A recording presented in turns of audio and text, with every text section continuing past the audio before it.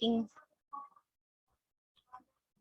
again, good afternoon and welcome to our, this is supposed to be for 4 p.m. session, and this is just a continuation on our topic on banana diseases. So last time we start on viral diseases, banana bunchita virus or BBTV, but prior we have discussed nematodes and insect pests.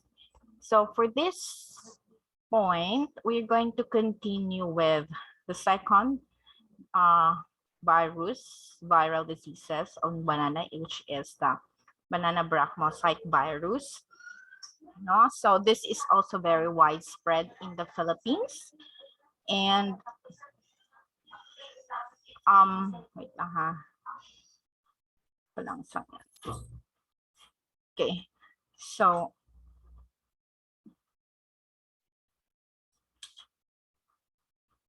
and this is again spread through mechanical transmission or mga aphid species like the Apis gossypi and the Pentalonia negromorphosa. Also, itong Rhodopalicifumides for aphids for corn. So it is also being transmitted in vegetative planting material, including mga corn bits, peppers, suckers, and mga tissue tools. And also this can infect a lot of genotypes like the BBB, Cardava, Saba, and so on, and including the AAB or the Latundan and other cultivars such as B genomic, under this figure 9 na mga classification. So ano yung symptoms nito? We have dark reddish brown mosaic pattern on the bracts of the inflorescence, as you can see on figure on this figure, and also spindle-shaped chlorotic streaks running parallel to the veins. So when leaf sheets of the suckers are pulled away from the pseudostem, and also distinctive dark-colored mosaic pattern stripes, and also chlorotic streaks, a bunch, and so on. So how to control again when we say, speaking of viral diseases, there is no chemicals for that. So first and foremost, we really need to eradicate the disease plants, spray all plants in the ground and within the 6-meter radius. And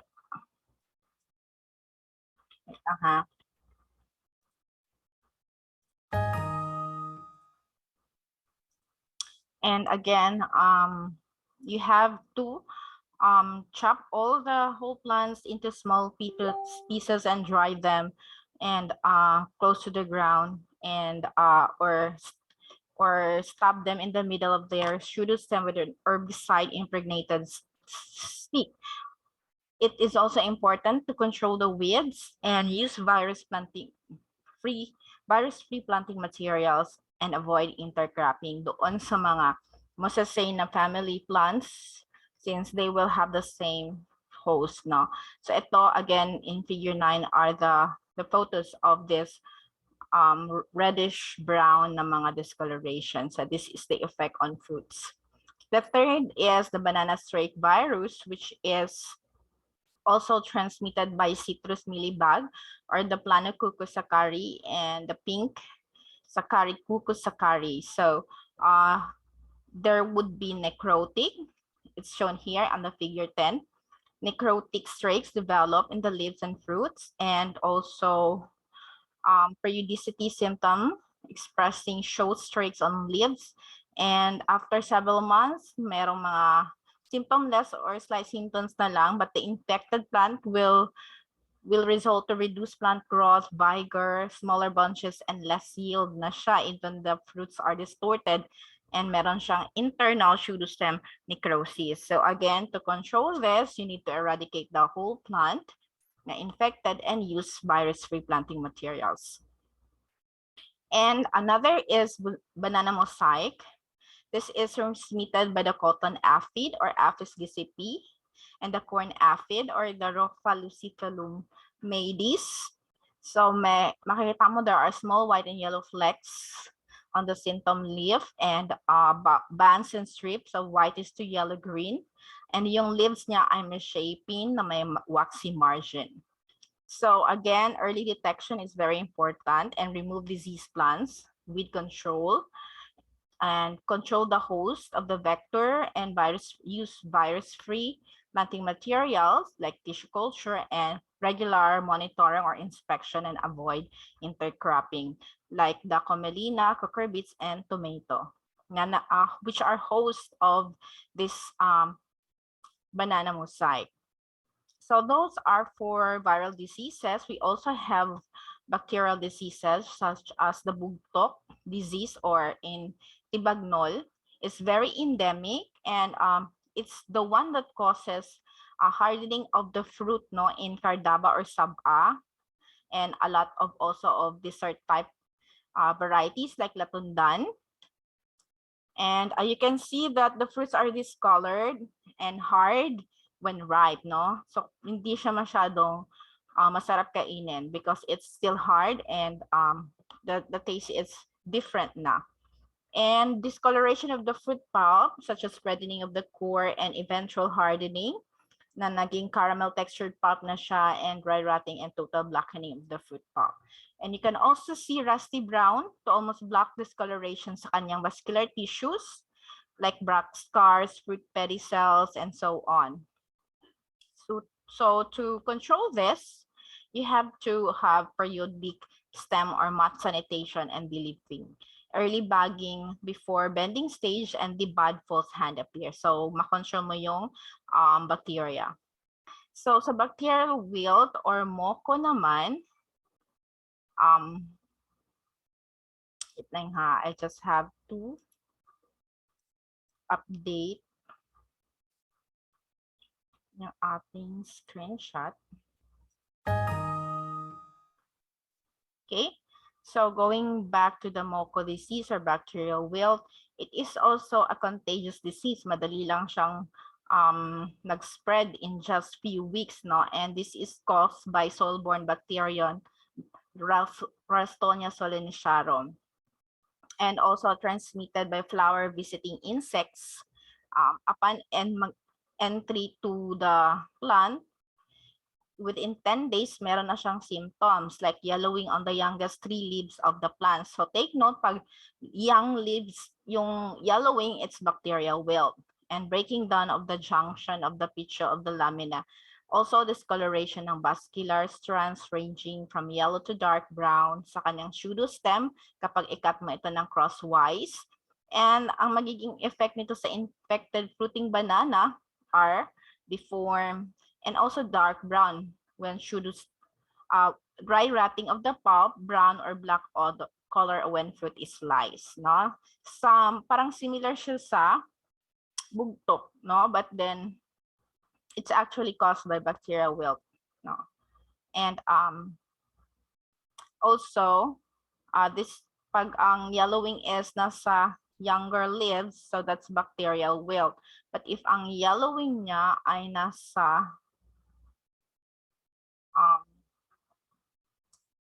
sa older leaves, that's Panama disease, no? All those older leaves. So the next is a fungal disease caused by Prasarium, oxysporum. So it's commonly known as Panama disease or Prasarium wilt, and it has been one of the pinaka-important, no, na ano. In fact, meron tayong mga varieties na na-create from other countries para lang ma-stop yung Panama disease and also to save the banana industry. So it is identified to infect yung mga race 1, race 2, and race 3 ng mga banana, including Cavendish yung race 4. And overall, this can cause yellowing, drying up of the oldest leaves, as I have said. Leaves gradually collapse and eventually wilt, crack in the pseudostem until mag-decay siya at matumba na siya. So hindi na talaga siya makaka-yield.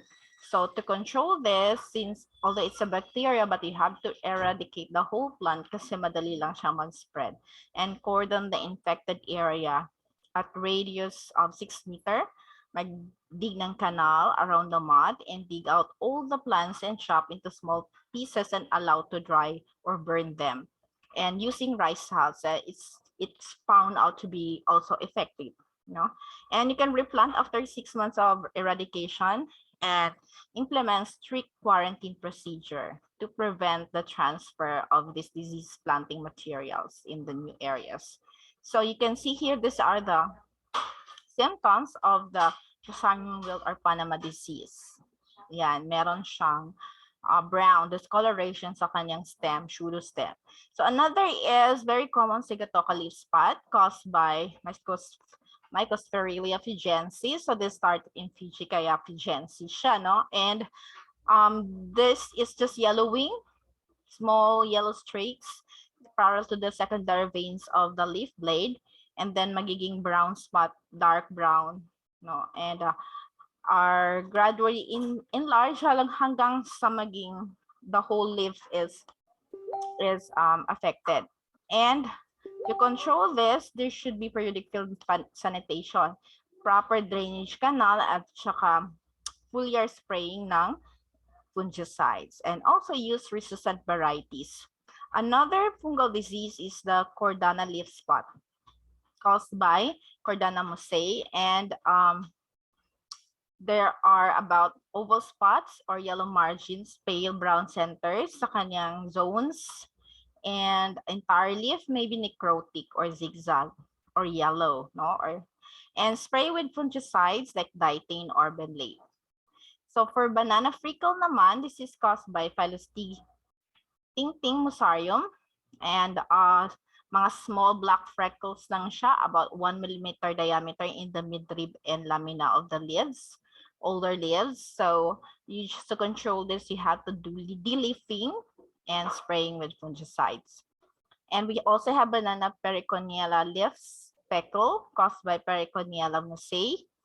And meron siya mga speckles na velvety or grayish black sa lower surface ng oldest leaves, no? Circular irregular blotches.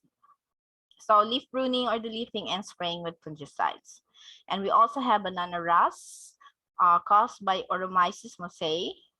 And meron siyang powdery brown to black elongated rust pustules on the lower surface. So you can also apply fungicide and regular field sanitation. So actually we have an integrated pest management for banana. No? And for insects, iba-iba yung for corn weevil, aphids, beetle, nematodes, diseases, and Panama wilt, viruses. So meron siyang iba't ibang IPM. No? But generally, the IPM would really start on field sanitation, and second, use healthy, uninfected na virus-free or any healthy, of course, planting material, and then you should have regular monitoring, and then eradication, or you use recommended or first botanical insecticides before you use also, of course, the last resort, yung mga chemicals natin. So, ganun lang siya for all, no? First, kailangan must be mechanical to cultural practice before you proceed with chemical control. Now, we go to post-harvest handling. It's very important aspect ng ating banana production, since it can even cause fruit loss of up to 30%, no? And this will affect availability, edibility, acceptability, and quality of our fruits, including the quantitative or weight loss and qualitative loss ng chemical constituents or yung appearance niya overall. And this is caused by mechanical loss, yung mahulog or pag-care, physico-chemical environment like the temperature, the relative humidity, the gases, chemicals, and yung mga biological causes like fungi, bacteria, and so on. So ito yung mga packing operation that we have seen in the previous videos. And you have seen this already, so i-enumerate ko na lang. Una, kailangan ma-deflower yung mga fingers, no? Kasi it will serve as inoculum for diseases. And i-dehan siya, actually, kasi iba-iba yung ating, iba-iba ang ating requirements. If, for example, kung saan country siya, no? Like in Thailand, Myanmar, Philippines. So, pwedeng 10 cm of the stock retained for local market and easy handling, no? So, nakita nyo naman ito sa last video. And we also need to wash them or delatex them, no? Using delatexing na alum or yung tawas natin and sodium hypochlorite up to 125 ppm. And we also need to grade them afterwards, no? Ito yung grading for banana for domestic and export. Classify them into small, medium, large. And we have here characteristics of the different grade 1, 2, 3. So ito yung grade 1 is yung excellent, no, with less decay and damage siya compared sa 2 and 3. So for the packaging, we have a lot, no? Kung pang local market lang siya, we can use bamboo baskets and so on. But for export, like for Japan, Hong Kong, and Singapore, they also have different guidelines or requirements using cartons and delete me double O ha, cartons lang na fiberboard, no? Like for 12 kilogram bag ba siya or 4 to 6 hands ba siya, no? And for transport, there are also proper vehicles for that. And usually yung makikita natin malalaking mga container van, no? Trucks and jeepneys. So, or pwede rin non-refrigerated container vans or refrigerated, no? And so these are just the guidelines on how to do the transport for banana. Now, so, and the different capacity of bulk containers, like from stock, meron tayong 20 to 30 kilogram, hanggang sa fruit van na 10-footer of 6,000 to 8,000 kilogram. And for the shipment naman, you can see here, anong klaseng packaging, bulk load ba, top, middle, bottom, and crated. So you can see yung crated, it has the least, it has 0% ripe and least 4% bruises and compression compared doon sa bottom and bulk load and so on. So because of this following problem, sa loading problem, kapag itsahon lang ni mo, no, that's rough handling, inter-island shipment of problem, kailang isla inyong, like for Samal, it's an island, so it still need to be shipped, no? And hauling problem kapag yung road ay hindi maganda, no? And for storage naman, there are also technology for that. Kailangan 13 degrees Celsius, no?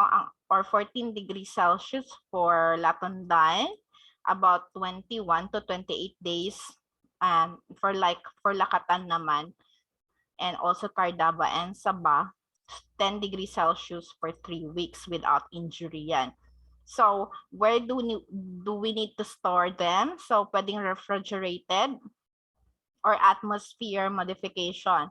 So, we have the so-called controlled atmosphere storage, kung saan controlled yung amount ng oxygen, carbon dioxide, and N2, no? And we also have modified atmosphere storage, yung meron gamit yung low density polyethylene bags, no, wherein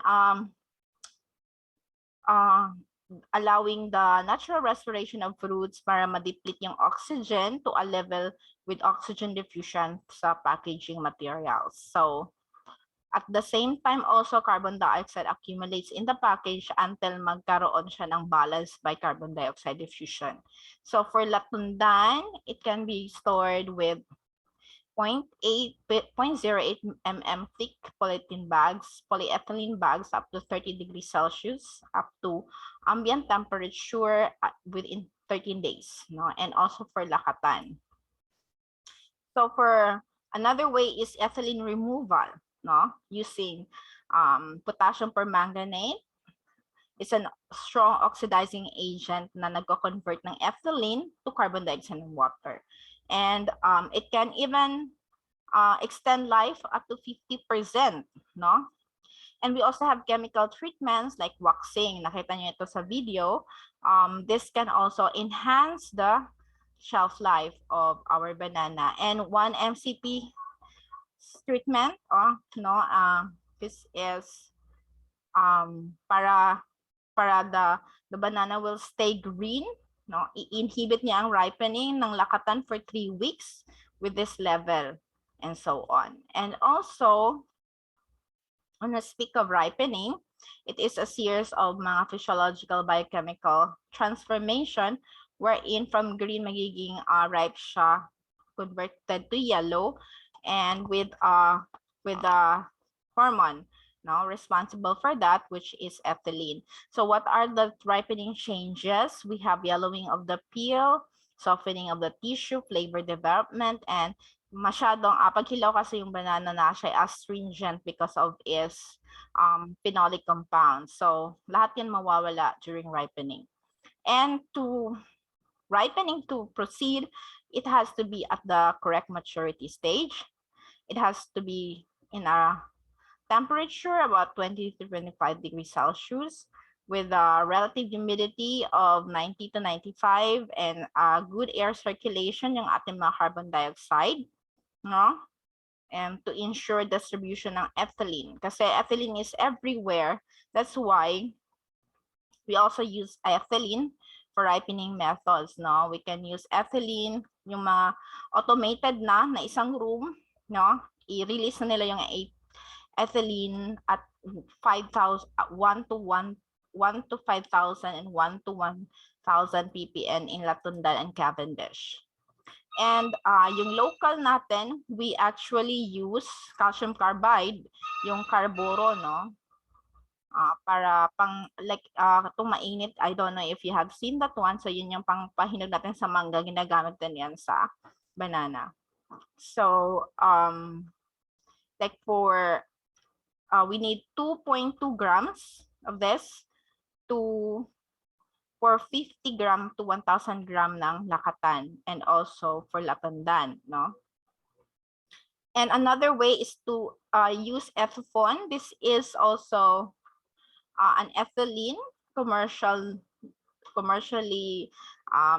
marketed as Ethrel. So they use 5,000 ppm as pre-harvest spray or post-harvest dip, no? And it can ripen saba or morado for within 2 to 3 days lang at ambient.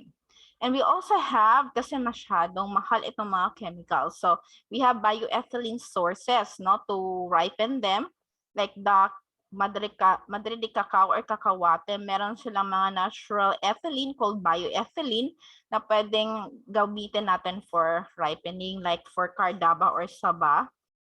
You only need 70 to 100 grams of the leaves of the glyricia or cacahuate. So for 24 hours, i-cover mo siya sa sack and it will hasten ripening na. Kasi a normal ripening would take like 5 to 7 days, no? And with the bioethylene, depended din sa efficiency nito, so would only take 3 to 5 days, no? But for the real chemical ethylene, will only take 2 to 3 days. So in post-harvest, meron din tayong mga post-harvest diseases, no? We have una, anthracnose, no, caused by Cordana Mosaic. So we just need to pre-spray ng fungicide, no? And also, no, during harvest.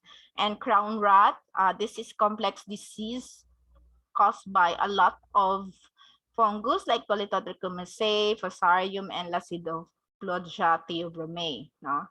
So we just have to apply mga fungicides for this. And but then like for banana, okay lang kasi panitan manapan, no? But for some fruits is not actually advisable, like for apple na mag-fungicides gapon ta. And we also have brown spot or diamond spot caused by Cercospora, and it's also a serious problem in Mindanao. And Prasarium rot, no, caused by Prasarium roseum, semiticum, and monoliforme. And also finger stalk rat. Ito yung wherein it's caused by Collectotrichum mosaic, again, a Prasarium species, wherein blackening of pedicel siya. No. And to control this, you need to have proper sanitation, good hunting practices, and pro-harvest treatments.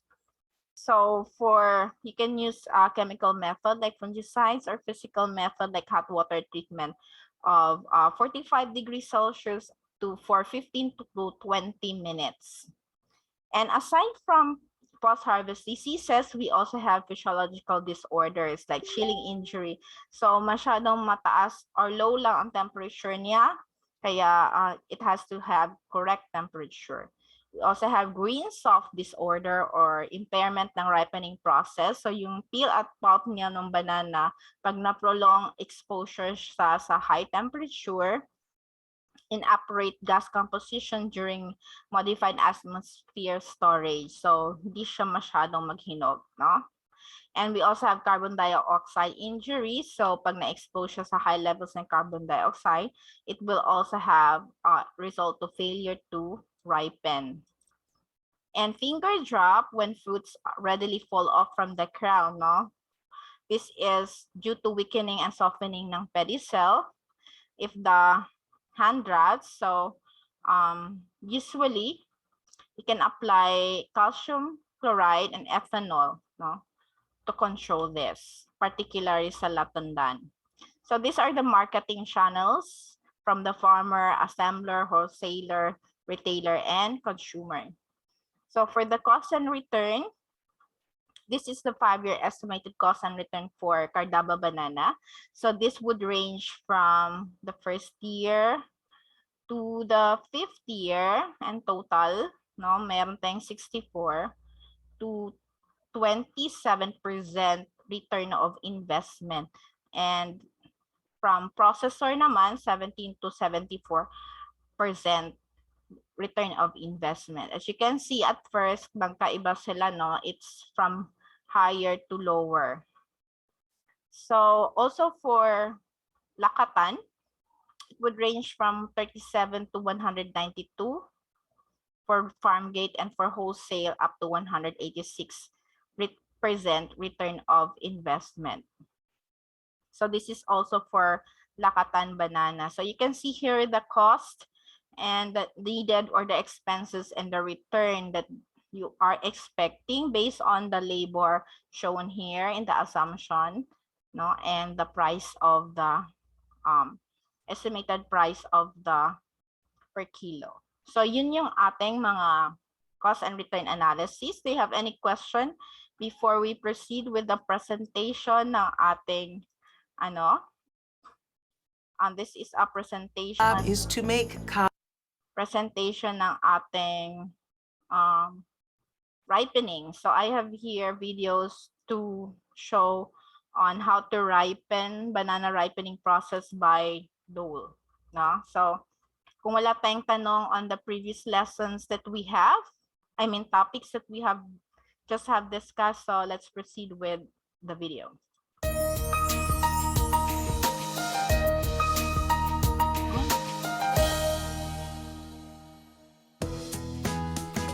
Providing fresh, sweet, ready-to-eat bananas to consumers requires careful preparation and timing throughout the delivery process. Dole bananas are harvested while they're still green, so they can ripen to perfection by the time they reach our consumers. As the bananas arrive at distribution centers, they are thoroughly inspected to determine grade and average ripening speed. Choosing samples from the center of the load, a minimum of 6 boxes are inspected. 2 from the nose. At distribution centers, they are thoroughly inspected to determine grade and average ripening speed. Choosing samples from the center of the load, a minimum of 6 boxes are inspected. 2 from the nose, 2 from the middle, and 2 from the tail of the container. Center load boxes best reflect the shipment quality. Determining the grade of the bananas tells us how fast the fruit is ripening and helps in scheduling the proper ripening cycle. Full-grade fruit ripens faster, while thin-grade fruit ripens slower. Cutting a cross-section of a banana shows the grade of the fruit, which indicates maturity at the time of harvest. Thin, normal, and full are the possible grades of fruit. The average ripening speed is also determined by the following indicators: the color of the peel, the pulp temperature, the flow of latex, the crispness of the peel, which becomes easier to peel off as the fruit ripens, the color and firmness of the pulp, and finally, the aroma of the fruit. Bananas ripen through color stages, ranging from all green to full yellow flecked with brown. Each box is segregated according to the maturity of its bananas and placed in a ripening room where temperatures can be adjusted to speed or slow the ripening process. The optimal temperature for gassing bananas is 60 to 62 degrees Fahrenheit and 58 degrees Fahrenheit for holding bananas. Pressurized rooms, the most common in the industry, force air through the pallets of banana boxes to uniformly control the desired pulp temperatures. Pressurized rooms must also be properly loaded with no extraneous air space or gaps around or between pallets. For partial loads, dummy pallets are constructed to load the room for effective airflow. While pressurized rooms are utilized by most ripening facilities, there are a few locations that use conventional ripening rooms. Conventional ripening rooms maintain a constant temperature of 60 to 62 degrees Fahrenheit and rely on cool air passing around each box and pallet to remove heat. It is essential that boxes are stacked properly and room equipment and air baffles are working properly. In assembling orders for shipping, proper pallet building is essential to maintaining product integrity. Place slip sheets between banana boxes and pallets. Use poly bags and shrink wrap to the bottom of the pallet to avoid chill damage during transport. Insert a pallet between banana boxes and other heavy items to evenly distribute weight and avoid injuring bananas. As you can see, each step of our process is designed to deliver ripe, delicious bananas to every consumer, every time. Okay, so that would be all for the steps on banana ripening using the dough standards. So as you can see, it's really very highly automated. And going back to our post-harvest handling, do you have any questions or clarification regarding what we have just discussed earlier?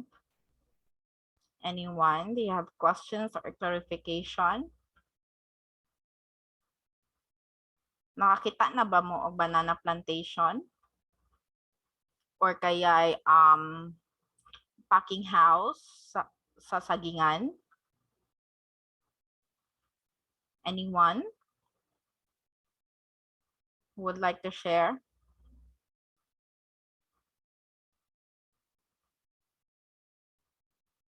Okay, so we are actually done with our topic on lesson 1, which is banana production. And hopefully you have actually has started already answering the quizzes here. Kadaghan ba? Kasulit lang. Okay, so ito, no? So our lesson 1 in banana production. So hopefully you can answer, we already can answer these questions here in lesson 1 and make your laboratory report. If you can visit a backyard, no, if not a plantation, you can take photos.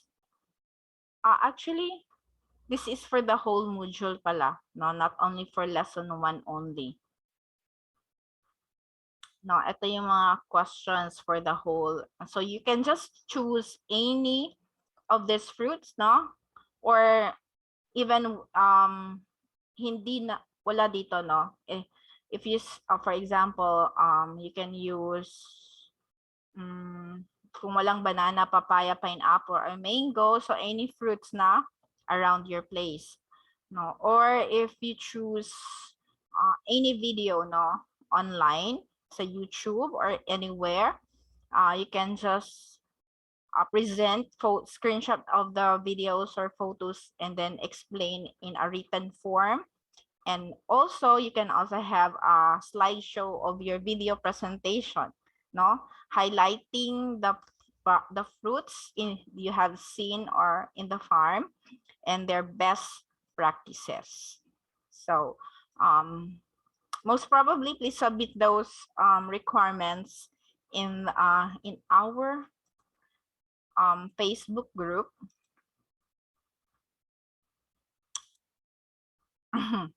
No, dito sa ating Facebook group. This one. And no, like what they were doing, they are just posting it. Ito, no, sa free finals. So, in order to post your again, in order to post your report, you can click here in the discussion tab, and then you're just going to write something, create a post, and in here dito sa i-add to your post, pwede picture, no, kasi like you cannot convert a word file, so picturean na lang nimo kasi sinulat mo lang, so picturean lang nimo and you attach the photo here, or you click here more and you attach or add a file, no? So yung file mo, you just choose a file na up to 100 MB lang siya, so pwede you can have a video, a file talaga na nasa documents like this one, no? And then i-open mo lang and then i-post mo. Just click post, no? And that's it. You write, of course, something here, your name, or so on. So madali lang siya actually. I hope you can do that. So do you have any questions or clarification? We still have 5 minutes on our topic and requirements. Anyone? So kung wala na may mga pangutana, and then that would be all for our session. Thank you very much for joining, and see you again next week. Next week naman na. For the next topic, which is on lesson 2, papaya production. So again, if you have questions later, you can just chat in our group chat. So that would be all. Thank you and bye-bye. Thank you, ma'am. Thank you. Bye-bye.